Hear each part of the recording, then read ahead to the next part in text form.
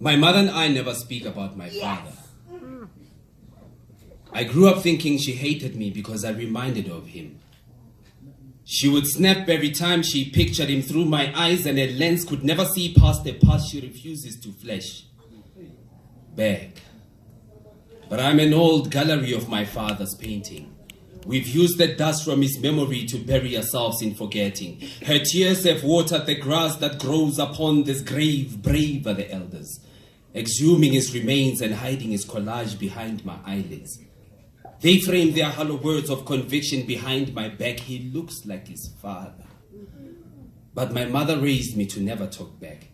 See, her father was a proud man, and so am I. But if I could talk back, I would tell them that father is a message bottle lost at sea. A wish upon a star would plug on my daughter's forehead when I'm proud of her. Father is a fragile promise those that govern cannot deliver, not in this century. Father is a John Doe finding his final resting place in a mortuary. Father is penitentiary. For I'm locked as a child born out of wedlock. There is no escaping this. Father is a nomad. A pilgrim that time ticks but never talks about his whereabouts. He's jumped off the cliff of our lips, so we kept him in exile. I have heard tales of these wind-blown mystical creatures. Unicorn, Pegasus, sea serpents, trolls, ghouls, dragons, pixies, werewolves, and fathers. Yes. The illusion of splendor.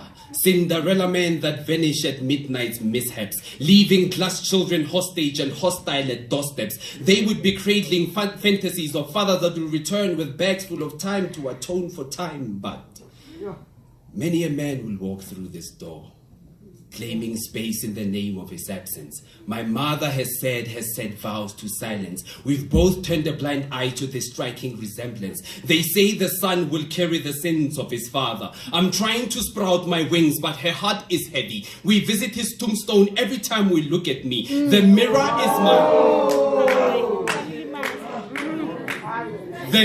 is my cemetery. To mirror the symmetry of their words, he looks like his father.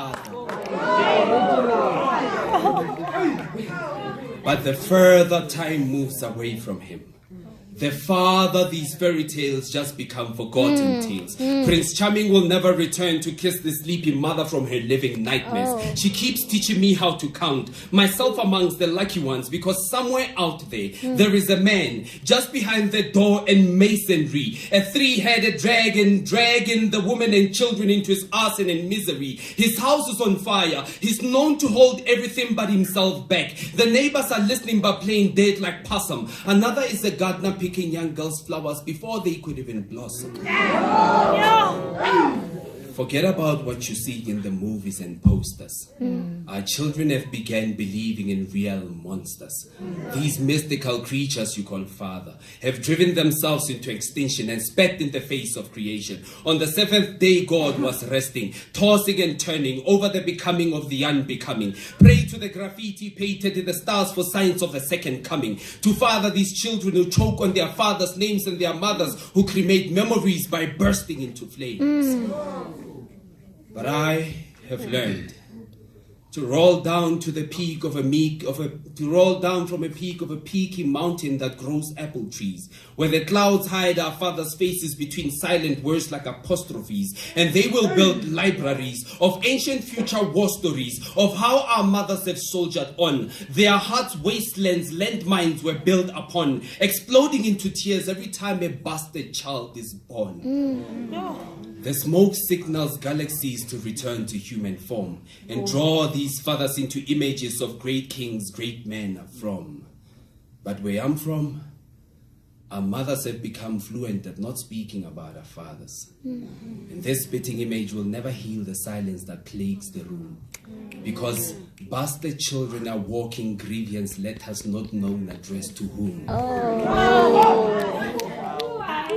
We dwell amongst you untraced. I know a fish that knows how to swim is not to be praised. But every breath is a thank you letter to a mother that raised a bastard child.